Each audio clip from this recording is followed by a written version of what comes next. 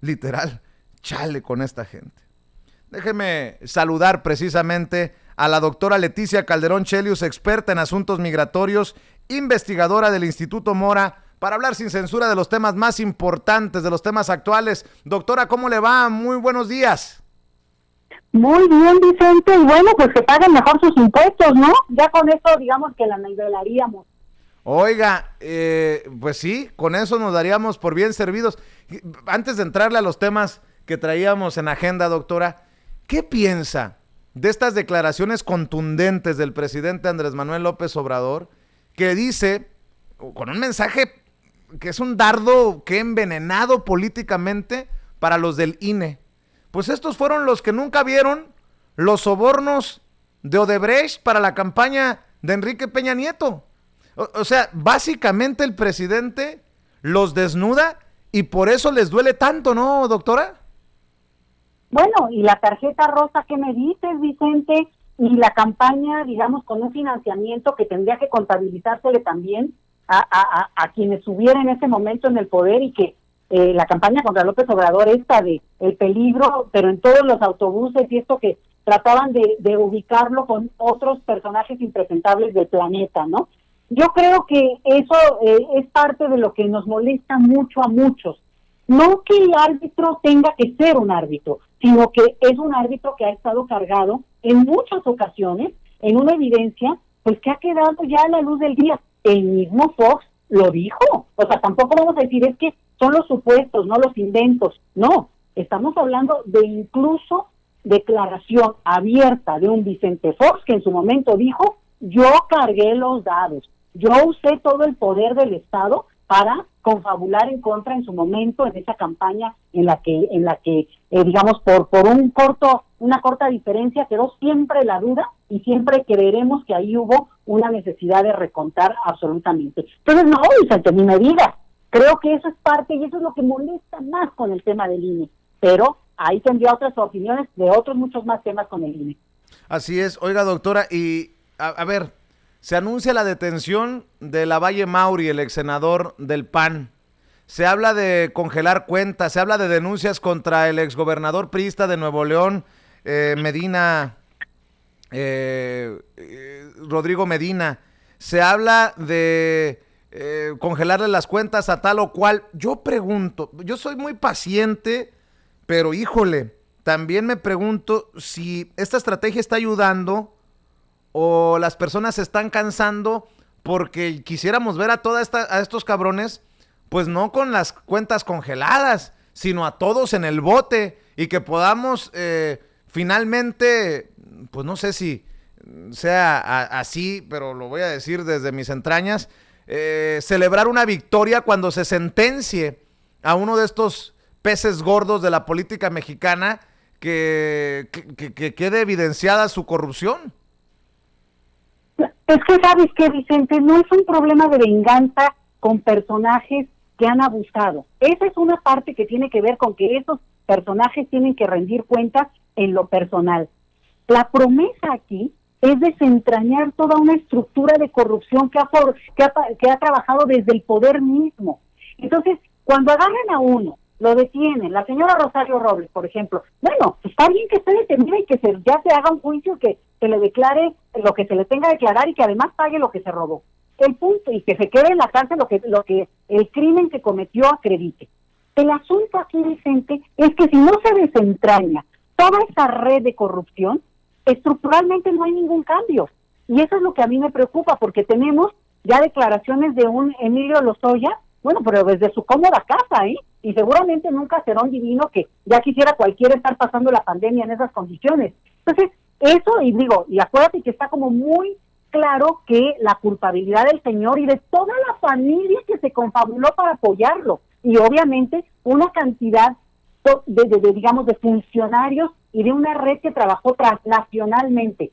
Si eso no se devela, bueno, ¿de qué estamos hablando, Vicente? Estamos hablando justamente de montajes que acaban siendo escenografía, y que no queremos eso. Nosotros sí queremos, y yo lo digo en términos de como pueblo mexicano, queremos que eso tenga consecuencias, y que entonces el mensaje no sea cuídate porque te pueden agarrar corruptito. No, Es toda una red de criminalidad al servicio del poder que ya no se debe permitir, y eso sería realmente un avance sin precedentes, Vicente, y lamento decirles que a mí me emociona cada vez que se dice, ¿no?, que se anuncia algo o que ya encontraron a otro. ¿Qué pasó con Cabeza de Vaca y el departamento de los 42 millones de pesos? Y lo decimos ya como si los tuviéramos en la bolsa, Vicente. Dense cuenta de lo que estamos hablando. O sea, la dimensión del dineral del que hablan. Entonces, dicho esto, hay una riqueza inexplicable que ya acredita una digamos, persecución en el sentido, bueno, fiscal o lo que sea, lo que corresponda, porque no acredita con los salarios de estas personas. Pero ya de ahí te pasas a otro nivel. ¿Qué implica? ¿De dónde viene ese dinero? ¿Cómo llegó? ¿Cómo se movió? ¿A quién estuvo ocultando para al final de cuentas en ser digamos, la última parte de un eslabón de criminalidad, Vicente, que explica el secuestro, la extorsión, los asesinatos, los desapariciones?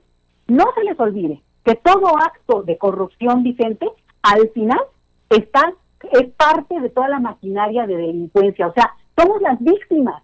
Y eso es lo que me parece más importante, Vicente. Así es. Oiga, doctora, y déjeme meterle por ahí este tema, que entre todo esto, la infodemia, las fake news, yo no sé con qué cara haya chayoteros, haya damnificados de la 4T, que sigan diciendo que López Obrador es un peligro para la libertad de expresión. Hace un rato mostraba a Héctor Aguilar Camín diciéndole mentiroso. Ayer Chumel Torres, cada quien desde sus trincheras, obviamente, llamándole enano acomplejado. Y así sucesivamente. Déjenme compartir esto que publican chayoteros como Ricardo Alemán. Dice: AMLO ya huele la derrota. Ya llegó a Palacio el olor de la derrota. Y el primero en percibirlo es el rey de Palacio, como ya motejan muchos ciudadanos a López Obrador.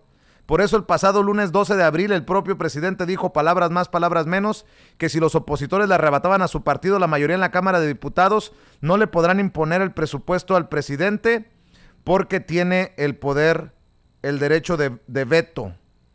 En el fondo, la advertencia de Obrador va mucho más lejos. ¡Carambas! Esto es ir creando discursitos desde la pluma, desde los espacios, y yo no sé cómo le siguen abriendo. Yo los leo para exhibirlos, yo los analizo para abrir los ojos de muchas personas que puedan estar distraídos, pero híjole, cada vez están peor estos personajes, ¿eh? Sí, pero sabes que como rayan en la caricatura, Vicente, la verdad ahí se quedan, y una mala caricatura, porque digamos, eso no sería el problema. O sea, abusan tanto de los adjetivos y de exagerar la maldad que entraña el presidente, pues que la verdad, a ver, ubíquense.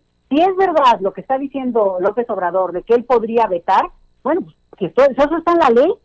¿De dónde estaba toda esta gente en los últimos 30 años que esa ley lo permite? Digamos, más bien tendría que llamarnos la atención y decir, ¿qué hizo toda la clase política que estuvo en el poder, que no puso a lo mejor límites a cierto tipo de decisiones desde la presidencia? Se creó una presidencia de esta dimensión y de esta fuerza porque siempre pensaron que iban a estar ellos. O sea, creo que ese es de los temas que habría que discutir en términos de ¿es conveniente o no que un personaje pueda hacer o no tal cosa? ¿No? O sea, pero si no lo hicieron es porque justamente lo querían usar. Y ahora, pues obviamente se les revierte, pero lo pongo en un lado. Y el otro es que muchos de estos personajes que son opinadores, digamos, conocidos de muy larga data, porque también muchos de ellos tienen muchísimo tiempo en el espectro político, pues tienen espacios en donde me digas, en radio, en televisión, escriben de manera cotidiana, son referencia, salen en la televisión cada 3 minutos. Entonces, estamos hablando de gente que tiene ya una presencia que los vuelve, digamos, acreditables para mucha población, y eso es interesante, porque estamos, digamos, no tocando también la diversidad que se necesita, y ahí yo me voy a ir con otra crítica fuerte, gente. Desde el gobierno mismo no se ha empujado una apertura real a espacios de comunicación masiva. Por eso es tan importante el trabajo que se hace desde el YouTube y todo el trabajo periodístico que están ocupando ahora sí profesionales que están entrando, ¿no? Creo que espacios como este muestran que hay voces que de repente uno pues quiere y puede opinar, que bueno. El punto aquí es que al final de cuentas, Vicente, los medios masivos de comunicación siguen siendo prácticamente las mismas voces, las mismas caras y los mismos argumentos. Entonces, aquí es donde como que sí necesitamos también un empuje importante de parte de quienes están a cargo y no nada más dejar, digamos, los espacios con cambios de directivos o nuevos programas infantiles, sino justamente una apertura del diálogo. Y diálogo, Vicente, también implica escucharnos entre voces distintas, ¿sí? Sí, obviamente con la capacidad de no generar eso una pugna, sino un debate. Entonces, yo creo que abre oportunidades, lejos de ser cuestiones que cierren. El hecho de que un personaje, ahora mencionabas a un periodista y luego al mencho ese de Chumel, pero creo que lo interesante sería justamente que hubiera contraargumentos a un mismo nivel de penetración, de presencia masiva, como la que de repente se abre en pequeños oasis, como puede ser sin censura, por ejemplo, ¿no? Pero sí hay una exigencia que está quedando todavía pendiente de esta gran apertura democrática en términos de los medios, Vicente. Yo no quito el dedo del renglón hablando de los medios tradicionales porque, digo, el que no quiera ver la realidad, que no la vea. Ahí está el caso de Ecuador, cómo se fue construyendo un discurso con la ayuda de medios y que termina, creo yo, teniendo un impacto en las elecciones presidenciales en la segunda vuelta. Deme su opinión precisamente de las lecciones que podríamos aprender en México de este giro a la derecha. Si hay algo que desde su perspectiva es una lección que debemos de tomar urgentemente los mexicanos, porque hubo muchos factores ahí, como en el caso de Bolivia, como en el caso de Venezuela, que podemos entender a la distancia desde nuestro país, doctora. Mira, en todos los países de América Latina, los medios de comunicación masivos, los de gran penetración, son unos poderes fácticos que son grandes votantes, ¿no? Los grandes electores, porque al final tienen una capacidad de injerencia en el discurso, en la mentalidad, en cómo se va construyendo también una idea de cómo, de que el país en el que estamos, digo, obviamente se va contraponiendo con la realidad misma. Pero yo creo que el caso que tú mencionas de Ecuador es muy interesante porque efectivamente los medios masivos, y eso que hubo un presidente en su momento, pues que movió mucho ese tema, pero es interesante también que al vetar, por eso yo digo, mejor abrir, al vetar, que es parte de lo que ocurrió en Ecuador en algún momento, también hiciste más fuertes a esa oposición que ahora se aprovechó y la revancha pues la tomaron de la mano, ¿no? A mí me parece que eso lo hemos visto también en un poder mediático potentísimo en Argentina, en Brasil, ni se diga.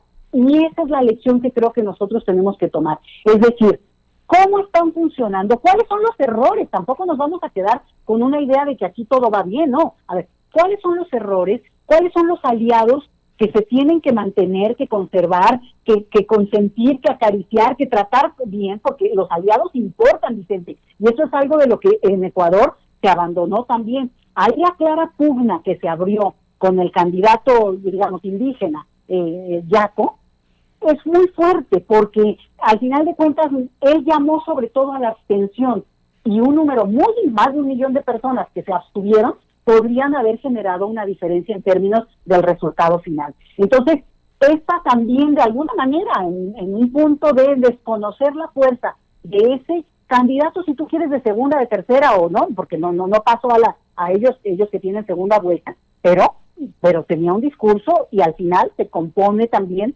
de un tipo de seguidores. Entonces, creo que son lecciones importantes de tomar. No hay aliados pequeños y tampoco hay enemigos que no puedan, digamos, enfrentarse. Pero hay que tenerlo como ejemplo, lo que hemos visto en otros países y ahorita muy reciente en Ecuador. Ya hablaremos de los otros países. Y que tampoco nos asuste, con eso yo cierro, Vicente. El hecho de que esa es la democracia también. De repente ahora gana otra opción. De repente el problema es cuando el discurso se envalentona y quiere aplastar al que perdió. Eso me parece que denigra a nuestro sistema democrático. Pero lo que sí es cierto es que frente a la alternancia hay que estar siempre preparados, pero al mismo tiempo abiertamente, con un discurso que es capaz también de aglutinar y sobre todo, bueno, de enfrentar abiertamente al otro proyecto. Y aquí es donde, pues, como nosotros en México, el otro lado no tiene un proyecto, bueno, pues por eso son tan débiles. Pero si tuvieran un proyecto, habría que combatirlo también con un proyecto, con un discurso, como se tiene en la actualidad, Vicente. Y qué interesante que le haya costado no advertir al correísmo esas fracturas con ciertos sectores de la población, entre ellos la comunidad indígena. Y lo pongo en temas acá en México, como pues han puesto a pelear muchos al movimiento zapatista, a algunas comunidades indígenas, contra el propio gobierno del presidente Andrés Manuel López Obrador, y me llama mucho la atención esto. Espero que se tome en cuenta lo que ocurre en Latinoamérica para evitar, como dice usted, lo que ha ocurrido, por ejemplo, en Ecuador acá. Sí, así es, Vicente. Creo que esa es la lección y vamos a darle seguimiento puntual a este tipo de temas que pueden aportar mucho a nuestro propio sistema y a nuestro propio país. Pues doctora, como siempre es un placer saludarla, le agradezco mucho que nos acompañe, le mando un abrazo y quedamos al pendiente. Siempre al pendiente, abrazos por allá y bueno, muy buen día. Hoy ya fue la segunda vacuna de mi madre, así que, ¿cómo te diré? Felices por este lado. ¿Y Vicente? Oiga, por cierto, antes de que se vaya, a ver, usted que ha estado al pendiente de la vacunación de su mamá, porque luego hay muchos que dicen que es una desorganización, que bárbaro, que el gobierno, que tal o cual cosa. Cuénteme, ¿qué vio usted, doctora, por favor? Pues mira, hoy fue su segunda dosis, ya está vacunada, ahora se tiene que guardar, como nos han indicado, con mucha precaución, porque esto no es automático, sino que lleva un tiempo en que, bueno, el cuerpo procese cierta inmunidad. Pero fue una cosa muy interesante, nos tocó en la normal de maestros aquí en la Ciudad de México, fue a la altura de Tacuba, y fue, bueno, pues qué te puedo decir, en menos de 40 minutos ya había entrado y salido, hasta tiempo de ir a desayunar nos dio, Vicente, con eso te digo todo, y muy contenta ella porque afortunadamente pues no tuvo ninguna reacción, y el trato ha sido en la Ciudad de México excepcional, mis respetos, felicidades. Creo que han hecho un trabajo logístico porque además le llegó su mensaje, nos metimos a internet y también aparecía la información, así que creo que el trabajo técnico que está atrás de esto y que no se ve del todo, ahí hay un personaje, ojo, José Merino, Pepe Merino, ojo con ese personaje, porque ha hecho un trabajo en términos de inteligencia técnica que ha apoyado muchísimo lo que está haciendo el gobierno de la Ciudad de México, Vicente. Pues qué bueno que usted nos puede dar el pulso directamente de esta situación. Le mando un abrazo, doctora, y felicidades. Otro abrazo de nuevo, Vicente. Hasta luego. Cuídese, la doctora Leticia Calderón Chelius, experta en asuntos migratorios, investigadora del Instituto Mora, hablando con nosotros sin censura. Usted la puede seguir en Twitter en @LetiChelius, @LetiChelius, Leti por su primer nombre, Chelius por su apellido. Bueno,